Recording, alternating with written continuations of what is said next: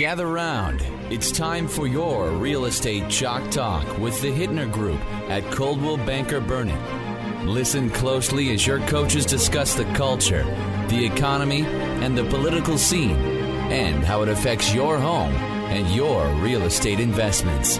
Real Estate Chalk Talk is where you learn the science of buying and selling real estate and the art of living in your home. Your education begins in 5, 4, 3, 2, 1. Hey there, welcome to the program. This is your Real Estate Chalk Talk, and we're coming to you from the Hittner Group at Coldwell Banker Realty, HittnerGroup.com, HITTNER Group.com, 612-627-8000. That's 612-627-8000. Real Estate Chalk Talk, we study the science of buying and selling real estate and the art of living in your home, and we got a good show for you today, the 31st week of the year, 7-county metropolitan area. Lots of activity. 6 Really? properties. That's I thought that was the that would increase. be very, very different 6 than our conversation. properties compared to 10 minutes. last week's report. That's the big increase. Virtually Jeez. no change at all in the number of properties to show the buyers out there. The coming soon percentage. This is another interesting thing. 8%. And that's What do you another mean, 8%. 8% of all the active listings are coming soon. So in other words, only 473 properties this week are listed as coming soon. That's wow. an indication of what is the new stuff's coming on the market. Mm-hmm. So we had 1,500 homes that sold last week, Right. and right now we've got 473 of them coming soon. So Why do people do coming soon? What's the thought process around coming soon? Because you only list one picture, I think it is, right? well, you can list more than that. But why are you doing a lot that? of times it's during the preparation period, and you just want to let people know that this property is coming on the market, kind of get the buzz started a little bit, get the word out so that people can see and know that the property is coming. They can know how big it is, how much it's going to be, where it is.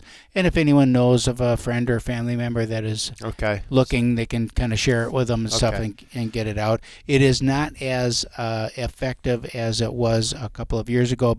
Really is more of a function of the activity of the market in general. I mean, 2 years ago when you put a property on the market coming soon, on the day it went live, in other words, when people can actually start looking at it, you would maybe have 20, 30 showings already booked. When you have coming soon, are you stating what day it will be live? Yes. Okay. And then people can start booking showings. The agents can schedule showings for that day. Okay. For that future date. And now it doesn't really have much of an impact because there's no urgency, because the showing flood doesn't occur. Wow. So it was always just trying to get in there. Talk about the showing flood doesn't occur, because still seeing multiple offers, still seeing stuff. So what are you talking about? Well, as we said, in certain price ranges, in certain communities, with certain styles of property, you're going to have multiple offers on it. In general, right now we're looking at a very balanced market. So where buyers and sellers have an equal amount, the activity is low. The inventory is low. They've all, the administration's done a good job of crushing it so that they've all come down together. Really, it's just spiraled down. There's really the only thing that hasn't spiraled down? Interest rates. Yeah, I know it. So a few things. We hit a new high record this week. This is the high for the year. 1,300 closed units in the last 7 days. That's a high for the year. However, it's significantly off. It's like 30% less than the last 5 years. Really? So what about compared to last year? About the same as last year. Yeah. About the same as last year? Yeah, because last year, so we had closed units this year, 1,300. Actually, it's down. Last year it was 1,498. So we're about 200 units less than a year ago. It's just reflective of the market in general. The total number of listed properties are still down over 20% compared to last year, and even more compared to the previous years. Just winding down. 3 more things. Stats include the market is currently floundering. Price reductions. We talked about this at Coffee Clutch. So 12% of all active properties on the market have had a price reduction. That's a pretty high number. Especially high for the last couple of years when it was virtually zero. So when we have new showing we have quite a few people actually set up on searches. Mm-hmm. They're looking for a property, and there aren't any. But when a new property comes on, they get an alert. Yeah. Or when there's any kind of a change in the status. They're kind of excited. They're like, Mhm. "Oh, good, Oh, good, new." This is the new property." It's not. It's not. It's a price reduction on one they've already rejected. In most cases. We had one I was looking at just the other day, and it was one on the search. There was 10 properties on the search. 10 total. 10 total came up. Ooh, wow, 10 properties. What kind was that? A single family? It was a single home? family home. So 10 properties came up. Yep. And look now. Oh, wow, and one was new. Shoot. And all the rest of them were price reductions. Yep. So you are starting to see that, which is a shift, and it's not a sudden shift. It's been something that's been coming. It's more of a continuing kind of just a trend more towards balance. Where now, I mean, if you're pricing your property to come on the market, you better be sharp. Yeah. You better be sharp, and that property better be prepared. How do you price it sharp, though? Because you're going based on comps, which are overinflated comps, quite honestly. Yeah, but to a degree, maybe, or no? Here's what's sharp. If your comparables show, I'll pick numbers out of the air. If your comparables show 400,000, okay, then price it at 400,000 or 399. Okay. Don't price it at 420 to give yourself a little. Just give us a little room for negotiating. That's just baloney. It's 400,000. Everybody knows it's 400,000. The numbers are out there. It's a matter of public record. Anyone that's got a computer can get that number. Yeah. So what makes yours worth now 20,000 more? Because you wanted some wiggle room. That's just so stupid. Yeah. But you see it a lot, Keith. You see it all the time. We had one like that, and I asked the listing agent, because the appraisal came in a little light on it. I'm saying, can you just forward me the comps that you use to justify this price? Yeah. They don't have them. Crickets. They don't. They just. Right. So super sometimes you have, if you've got, and I don't want to pick in any particular agents or speak badly about anybody, but if you've got somebody that maybe is a little desperate, and you've got a client that wants to put their house on the market, and your numbers show that they're 400, but the agent really needs a listing or needs some work to do, and the seller says, "Well, I want 450." They'll say, "Okay, 450." Yep. They'll just go with it, and that's not doing good counsel to their client. No. Now I don't know what the conversation has been. Maybe they've had the conversation, and the client insists, and all of that, and you can't do a price reduction on a listing you don't have, but you're not doing anybody any favors bringing an overpriced listing on the market. Yeah. Because at the end of the day, it gets a little shop worn. Pretty soon you're 15, 20, 30 days into it, and now you're one of those that are coming out with a price reduction. It's not a good look. Yeah. And you may wind up, in many cases you do, wind up actually receiving less for the property at the end than you would have if you'd have just priced it correctly in the first place. So we pay a lot of attention to pricing. You got to be particular about pricing and really do a good job. And the price has to adequately reflect the condition. Like we said last week, we had an example of one that was priced like it wasn't very, very nice, but it wasn't very, very nice. Right. And so they're going to receive less. Yep. Yeah. There's going to be. What do people do? Because there's a property that you and I went and looked at, kind of on the east side of town. Yeah. That home, I was looking a little bit, and that home still sits there, and it's been on the market forever. What do people just eventually just fold? And then what's the thought process between still having the pictures of that property with snow in front of it? With that property, I'm thinking that it's just been given up on. Okay. So the client, the seller, owner has given up on it, and so does the agent. So the agent goes back to the seller and says, "Look, we got to do this, this, this," and the client keeps on saying no, no, no, no, no, and pretty soon the agent's just like, "Okay, I mean, what can you do? What do you want to do? What can you do? You can't do anything." And then you don't know what their equity position is. They might be in such a equity position that they're just going to let it go back to the bank. Yeah. I mean, they would like to do a reduction. Almost feels that way, doesn't it? Yeah, but they just can't. Yeah. There's no room there for one reason or another. Yep. Maybe they've already taken an equity line on it and sucked all the equity out of it, and so they're like, "I don't care, let it go back. I've got mine." Which happened a lot in 2008, 9, 10, 11, and might still be going on a little bit today. So lots going on with that. So inventory is flat. Inventory is summary. right? Inventory flat. Sales are relatively flat. We're replacing with new listings about the same amount that we're selling off. Actually, less. We have new pendings this week of 946. Okay. 1,300 came off. So we actually went. 1,300 homes came off. Yeah. Wow. So, okay. You've got that whole thing. Expected at the end of July, right? Because this is you would expect kind of inventory would be kind of growing right now. Oh, would you? Yeah. What about the August lull? You guys, your realtor community is always like, there's always some reason why you guys don't. There is a summer lull, but the low is because not because people aren't wanting to take theirs on. It's just that the buyers are busy and the agents are busy. Everybody's busy, so the activity goes down. When they have lower activity, inventory tends to swell up a little bit, and it's not swelling very much. Yeah, that's the way it is. This is your Real Estate Chalk Talk. 651-231 612 627 8000 612 627 8000. What a bonehead. We'll be right back.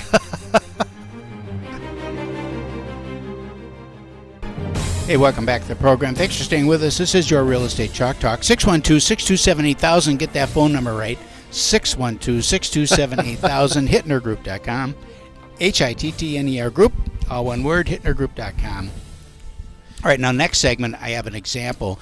I'm asked a lot, why is there this low inventory? Why is the movement slow and all that? I have an example that we're going to go through next segment, which will lead in nicely to your financing segment, Calvin. But now I'm going to talk about your October surprise that's coming.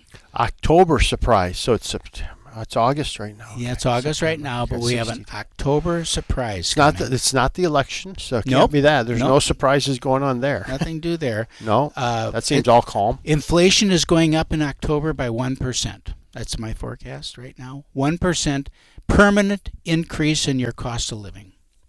Thank you to the Minnesota State Legislature. Sales tax is going up October 1st, 1%. So what does that mean? Well, it means if you're living in Hennepin County right now, you're paying 8.05%. 8.05% is my sales tax? Sales tax in Hennepin County, and that is now going to go up to 9.05%. It's 1% increase. So that's the 7-county metropolitan area. So if you live in the Twin City area in the 7-county metro, your sales tax is going up 1%, which means any major purchase, anything that you pay sales tax on now, going to cost you 1% more permanently. So it isn't like inflation that could come down. Permanent increase. What was the thought process around raising that in a year where we had historic gains? That is the $10,000 question, and that's why I say, be careful who you vote for. Because you voted them in, and that's exactly right. So my question is always like, when is enough enough? You have the largest, as you pointed out, the largest surplus that we've ever had. We're collecting more money than ever, and somehow the legislature figures that they need more money. Now, 3/4 of it is going to go to is transportation. 3/4 of it goes to transportation. 3/4 of that 1% increase goes to... Describe transportation then. What does that mean? Does that mean the roads don't have potholes, which they do? Nope. What does it mean? Light rail and mass transit and new stations and remodeling, infrastructure, which is always like a buzzword code for more administration. So help me on this though. You said the rail system, mass transit, all that. Those run at a negative every year, and they're either empty or they have. And I'm not no judgment here, but it's a lot. Hold on, it's a lot of homeless people. They're riding that just to find a shelter somewhere to be, and they're not paying to be on, obviously. So then, what's the thought process of creating more? Create more of that? Well, that's two empty. Things. First of all, they have this dream. The Metropolitan Council has this dream of everybody's going to be riding mass transit and it's going to be great. We're all together, kumbaya, and we got this rail system that's going to run between here and Duluth and here in St. Cloud, and everybody's going to be going on the train. The problem is when you get there, you're stuck at the train station. Well, yeah. So you still need transportation, roads, and those. And then the whole thing was pitched that this was going to increase mobility for people, and and they were going. It's going to be paid for. It's all paid for because they're going to pay with fares. Well, none of that was true. It costs more to build than they said it was going to cost. Mm-hmm. It costs more to run than they said it was going to cost. Fewer people ride it than they said was going to ride it. Fewer people pay for it than they said was going to pay for it. So now they're short money. So now here's a permanent 0.75% on your sales tax that's going to help to fund that. So sales tax goes. What about in, I'm in Washington County. You're in Dakota County. What same the effect? 7 county. Yep. 7 counties. 7 counties. But right. Is the sales tax, the 8.05, is that the same in nope, every? See, then you've got your cities have there. So the sales tax in Minneapolis, they've got a city tax that makes that. So the sales tax, for example, in Eagan is 7.125. But the city of Minneapolis has a little extra love on there because they need to cover, their shortages. So every city can have their own little transportation tax. So 7.125 is going to go to 8.125 in Eagan, Minnesota. Yes. Okay. Yeah. And then Woodbury, do you know? Same. Okay. Yeah. Yep. And then 75% of my 1% is all transportation, mm-hmm. right? And then 25% is for housing. Housing. Mm-hmm. Oh, that's great. Yeah, super duper. Okay. Rental assistance. Oh, great. Some programs, which again means administration and managing, because as soon as you set up a program or strengthen a program, they love using these words, we're going to strengthen a program, we're going to support. Mm-hmm. Well, as soon as you talk about doing that, what's that mean? Mm-hmm. Well, we got to hire some more people, build the bureaucracy. The state's already the largest employer in the state. Is it really? Yeah, the state of Minnesota. Yep. I mean, it's already the largest employer. So when you got government being the largest employer, mm-hmm. and then government controls the taxing to get more money, that's a kind of a problem to me. So interesting that I bet if we would have asked this morning when we have coffee prior to this, I wonder if we asked everybody coming in there if they were aware of this change. How many out of 10 people would say, oh yeah, I'm aware that sales tax is going up 1%? I would guess nobody. Now, if there would have been a conservative legislature and a conservative Senate and a conservative governor that voted this through, it'd be all over the front page of the Star and Tribune. Mm-hmm. Do they even still print the Star and Tribune? I don't even know. Be on this front page. No, they do, because I get it of the Sunday. website. Okay. Yeah. Anyhow, but you're right. Your point is well taken. I mean, it's just like it's kind of slipped under the thing in the omnibus budget bill. Where they just kind of sneak this stuff through. I thought they were going to, but then I also read that they're giving a refund to people of the surplus coming in.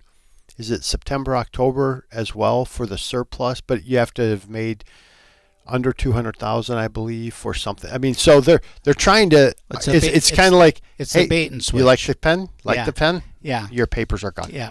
Yep, that's exactly right. So they distract you by this bright shiny object over there, and then at the same time they do a reach around, and they got their hand in your back pocket permanently.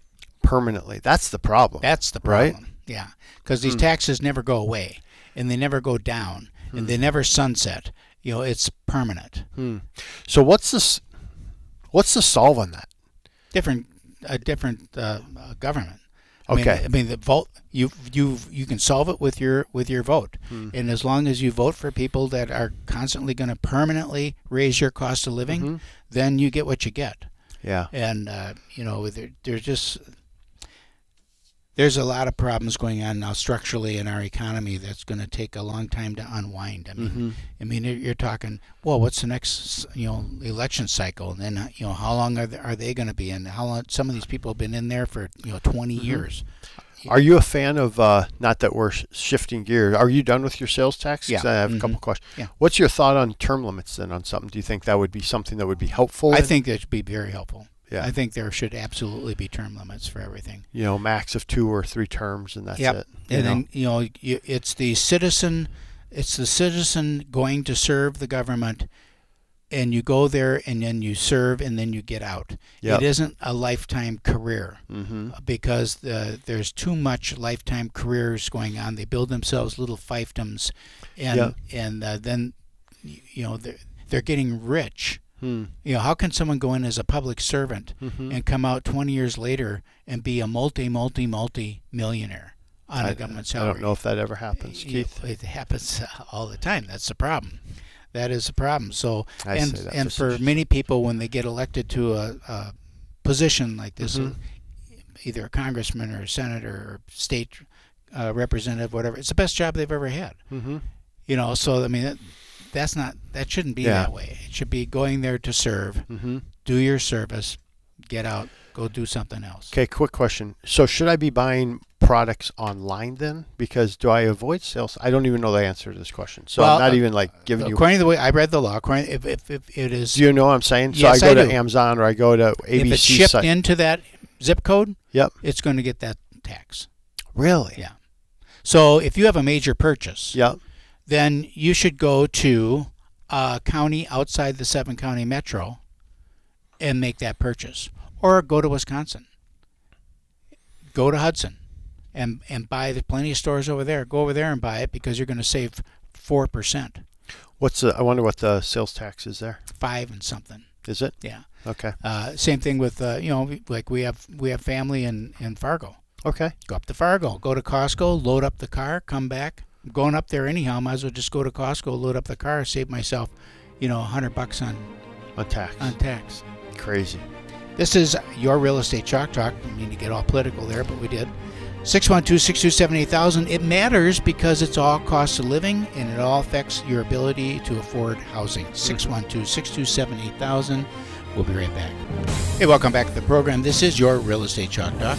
612-627-8000. That's 612-627-8000. Okay, last time we were talking about our permanent cost of living increase of sales tax. Just think if you're living in a house. Yep. And you're going to redo the basement. You're going to do it yourself. Okay. And you price out your stuff. You're going to buy $20,000 worth of stuff. Okay. Well, that's $20,000 worth of stuff. 1%. That's a significant amount of money there. $200 that you're going to save if you just buy it a few miles away. Crazy. For no reason. I got an example here. People want to know, I've been asked many times, why is the inventory so low on real estate? And, why aren't people wanting to move? I have an example here of what the impact of two things. Okay. First of all, the impact just of the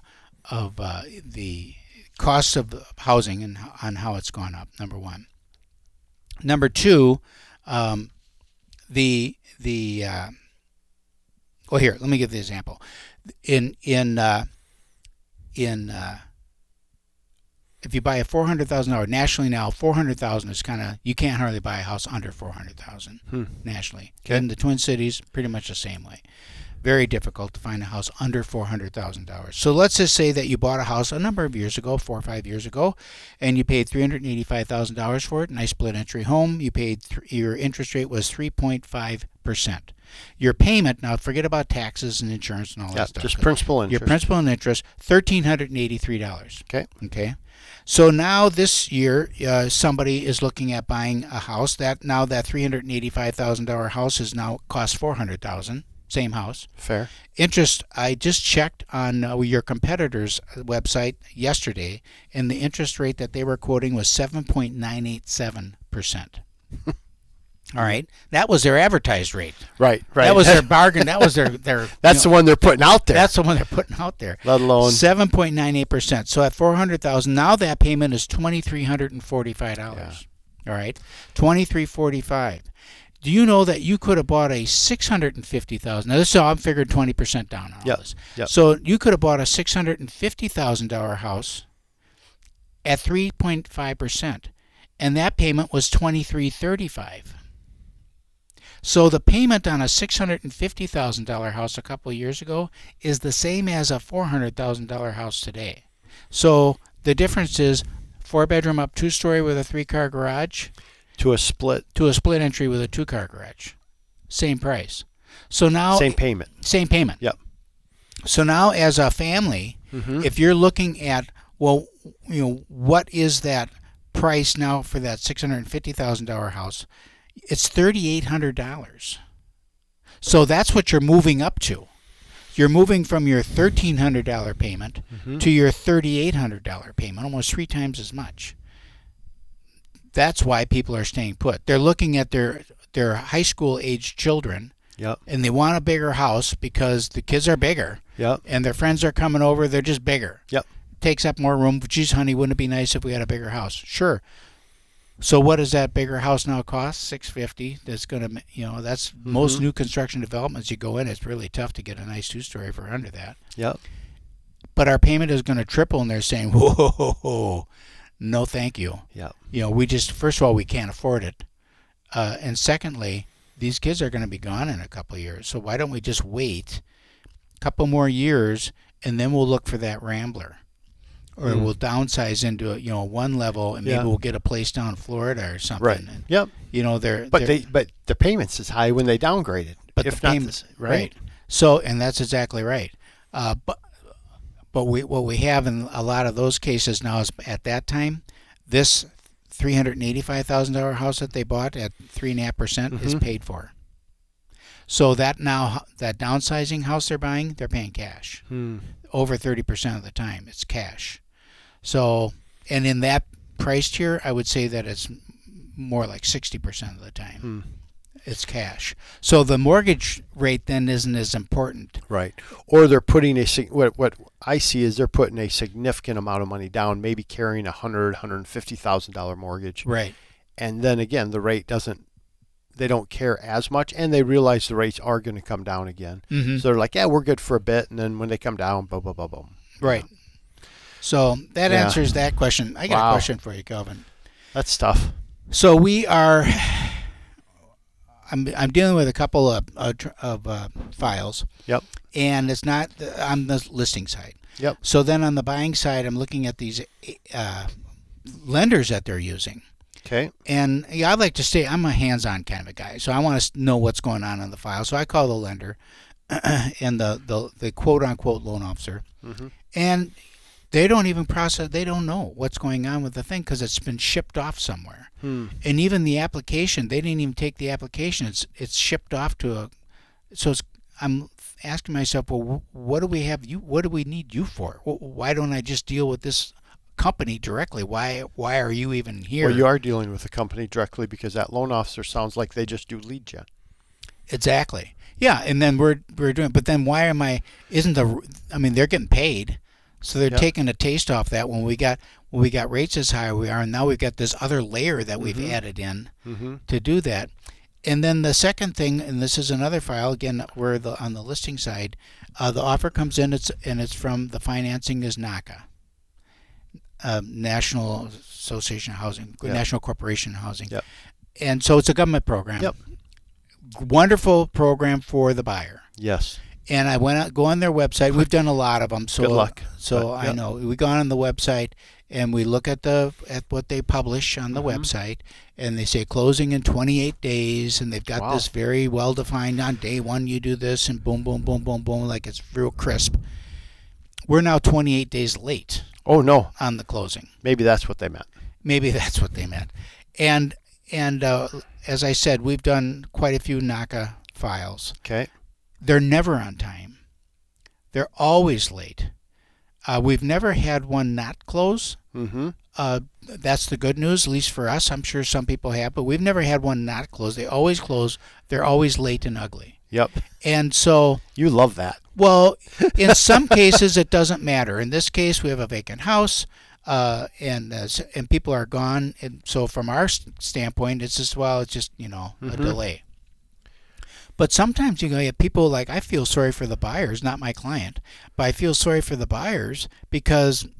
The buyers. They're looking... They thought they were going to move into a house. So they're maybe out of their They may be prior. living in a hotel, or living Yep. in a camper. I don't know, or out on the street. I don't know. But it's like we've passed over now the month end, so now they've got to pay another month's rent if they're doing that. Everybody's... The cost, and you call... with NACA, it's all processed at one location, Bank of America, one location. And let me tell you, there is no urgency down there. They just kind of take her in order. It's 4:30 at 4:15. They quit answering their phones at 4. Yeah. You know what I mean? Just kind of wind down, clean everything I gotta up. clean my desk up for the night. Mm-hmm. It's painful to do that. So how does that impact you then as a listing agent seeing financing coming across that has maybe a down payment assistance, a bond, these are all down payment assistance programs. They are. How does that, what do you do then? So when you see that, all things being equal, say it was the same offer amount, those will be the first ones that we swept off the table because they're just always trouble. And if you, especially now with this situation, because we did have a vacant property, we were flexible and we'd had that conversation. But if you have someone who needs this closing to move on to their next house, right, and there's a chain of 3 or 4 homes, you do not take that deal. That would be a disservice. It would be a disservice. You would go with something else. And the same thing with HAFA and the bond programs and all that stuff. They're all fine programs, but there's always hair that comes with them, and you're looking for the surest solution for your sellers, right, with the least amount of fruff. Yep. And those are not it. And if they could get those programs dialed in, so they actually have the deliverables that they say they have, they would be so popular with people. But I don't know why they don't spend the time on it. I just don't understand it. I do not understand it. Well, it's like whenever government's involved, people stop caring. Yeah. Well, you've got 2 things: government involvement and then also compensation. Explain the revenue. The revenue on any of those loans is less than a traditional mortgage. Okay, so then the person who is originating the loan, he gets it set up and ships it off, and kind of like, I got to go find a real one. I got to find a real deal that I'm actually making some money on because my house payment's coming due. Yep. Okay. And it shouldn't be that way. All right. But that's not always the reality. All right, we got to head out the break now. This is Your Real Estate Chalk Talk. 612-627-8000, 612-627-8000, HittnerGroup.com, HITTNER Group.com. When we come back, Calvin's going to tell us how you do a smooth deal from front to back. Hey, welcome back to the program. Thanks for staying with us. This is Your Real Estate Chalk Talk, 612-627-8000, 612-627-8000. Calvin McCamick, I have a question for you just before you get going. Yeah, okay. We spent a lot of time in the first 2 couple of talking about ratios, stats on this, stats on that. We have a lot of things. We have the contract ratios, listed sale ratios, pending sale rate. All these ratios we're looking at gives us an indication of the direction and flow and the volume of the market. What things do you guys look at that's kind of give you the indicator of this is where the market's going, this is kind of where we are, this is where it came from, the trend lines and all that? What do you pay attention to? Company-wide, they will. I think even for us in the branch level, probably the report we pull most is our credit reports. Really? Yep. How many people are pulling credit right now out of our branch? Many. Yeah. How many credit pulls? Okay. So I look at John, and John pulled 10 credit reports this week. Okay, good. He's talking with people to the degree that we're pulling credit, evaluating where we're at, looking at things, and now we're doing what's kind of neat is now we also have just a soft pull option, so it doesn't affect people's credit and their phones don't blow up. Okay. Right? Because everybody should know that.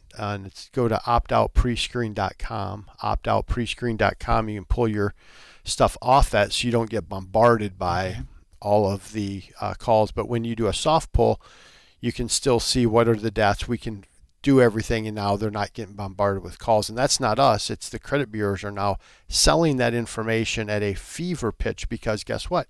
All revenue is down because business is down. So that's probably the first thing we look at is credit pulls, and then the next would be new applications. That's it. Because the other stuff will come, if we kind of know our ratios, we know pull through. I mean, our pull through is over 90%. If we pull credit trigger an application, we're going to close that file. Most likely we're going to close that file over 90% of the time. So we know that. So we look at that. Then we'll kind of look at forecasts a lot on interest rates, economy and interest rates, trying to get a flavor of where are we going economically, where are we going rate-wise? And that's been really, quite honestly, a disappointment this year because we read and we listen, right? You read and you listen. Everybody's wrong. Everybody's wrong. And the best of the best, Barry Habib leads the industry of knowledge base, and he's great. And we do a ton of stuff with him. We listen to him. But May 10 was our day. Right? Why was I preaching May 10? Because he's preaching May 10. Right. I'm going to preach the gurus are saying that. Right. I'm going to preach the same messaging. Yeah. Way wrong. And they just said, "Yep, we were wrong on that one." And it's funny how you can listen to different people, like our National Association Realtor economist, and you listen to him, and then you listen to the head economist for Realtor.com. Yep. You'll hear two different stories there. I know. That's what's hard, right? So it's like, okay, which one is giving you some rah-rah? And which one's telling you the truth? Yep. And then you look at all the charts, right? And we just hit what was our moving average, our 200-day moving average, we just hit the bottom of. So, and nobody cares what that means. All it means is like we kind of hit that point where they feel like, okay, they didn't break through, because when you break through, it's like, where's that next stop line? There's not one. If they break through the one we're at right now, it's just like, we don't know. So it stopped, it hit. The jobs report came out this morning. I'll just hit on that. Jobs report showed that there was an increase of 187,000 jobs in the month of July, which was below expectations of 200,000. Employment gains in May and June were revised shockingly lower by a combined 49,000. The unemployment rate declined slightly to 3.5%, which was below expectations of 3.6. So that would mean that they've gotten their political juice of saying how we've created all these jobs, and the real numbers come in, and of course it gets corrected. Right, it gets corrected down quietly, quietly revised down. Yep. And so the 187 rates would come down then because of that, right? Well, this morning rates are this sounds weird. Our rates are rallying, which means rates are coming down. But you have to understand, when we talk about rates coming down, it's not like moving the rates. It means the cost of that rate is coming down, because you literally, you talked this morning about the 7.875. Yeah. That's sadly kind of a true rate if you're not paying any discount, anything. It used to be back in the day, everybody paid like what you would hear people talk about, a 1% origination fee or a 1% discount, and the discounts used to buy the rate down. There's 1% on everything right now. There's one file we're closing on Monday, Tuesday, investment property, St. Cloud investment property. The client is paying 2.5 points. We had to do a price exception for another 1.25 because there's just nowhere to go. You couldn't go higher in rate, right? Because they haven't opened up they call them tranches, Keith, where it's like, okay, we're here to now 7.999. Well, now they got to open that 8% tranche up. Okay. And they haven't done that yet. Okay. So you're not in the 8s. So now you're just like, well, if you want 7.99, then you have to pay 3. Well, it's not but that's an investment property. Yeah. And so, but they're like, okay, sounds good. In the 90s, we were selling real estate, and we were paying many times 4, 5, 6, and 7 points on it. Yeah, there's a cap. Yeah. Is that you see something like that coming back? No, not that high, because there's limits on how much people can pay. Okay. So that's why we have to do a price exception. So it's really a tough. They got to open up another tranche of rates is what they need to do so that we can get down there, because there's a limit on how much you can charge, and then people don't care. Yeah, so, right. So no, I don't think we'll get to that point. Okay. I mean, 2.5. I was surprised 2.5 went through. What's the maximum that you can put then on a about 2.5 to 3? Really. So you'd really, as a consumer, you don't really have much option there. If you were concerned, I just want the low payment. I have the cash right now. I'm going to be in this house for as long. Yep. I just want to get me a rate I can live with. I don't want to have to deal with refinancing maybe in 3 years. Yeah, in that case, we'd still do a 2 or a 3 year buy down, and we do it that way. It'd be a cheaper way for them to go. And you just refinance at no cost anyhow, right? Yep, we do. No lender fees, no appraisal fee. So it's just for a past service, clients. Yep. For a service, Yep. just to come through. Just to kind of flip it through and get going. And quite honestly, it's to keep that relationship, because when you have the relationship, you get the referral. You know that better than anybody, right? Right. Keep the relationship, we get the referral. So that's one thing that's going on. And what's going to drive rates? You know, it's the same thing, economic data. Well, what was the big story this week? The U.S. government being downgraded. Not Explain great. that. I don't think most people listening even know what you're talking about. There's credit agencies that rank everything, right? And they rank the U.S. government. And they're saying, hey, the U.S. government isn't as secure as it once was. So the U.S. bonds. The bond. Yep, the bond isn't as secure. So that's going to, well, that's why you saw the market sell off for 2 days in a row.